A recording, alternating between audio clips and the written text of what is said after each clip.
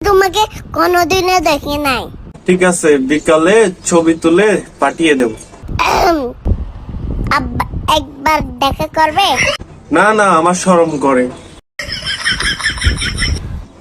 ভাবি, দুধ নিয়ে আসছি, দুধ নিয়ে যান। আচ্ছা, আপনার কি খালি সাদা কালারের গরু আছে নাকি অন্য কালারেরও গরু আছে? জি ভাবি, সব কালারের গরুই আছে, লাল কালা সাদা। প্রতিদিন খালি একই কালারের দুধ আনেন, মাঝে মধ্যে কি অন্য কালারের দুধ আনা যায় না? এই, তুমি আমাদের কাজের মেয়েটাকে আই লাভ ইউ বলছো? না তো, কেন, কি হয়েছে?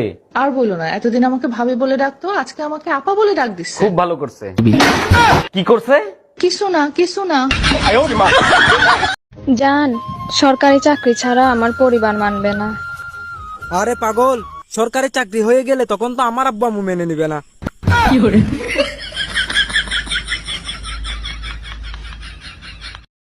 আচ্ছা ভাবি, আপনি দিন দিন ফর্সা হচ্ছেন, কাহিনী কি? কাউরে বলবেন না, আমি আয়ুর্বেদিক ক্রিম ব্যবহার করি। বলেন কি, তাই নাকি? তা আমার একটু দিবেন, আমি ওই জায়গায় একটু লাগাইতাম। ধরো মিয়া, আজ পর্যন্ত শুনছেন কয়লা ধুইলে ময়লা যায়?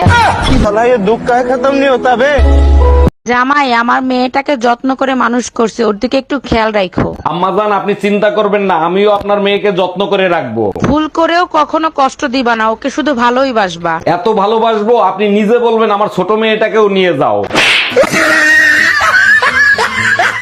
ডাক্তার, আমার বউয়ের জিহ্বার রিপোর্টটা কি আসছে?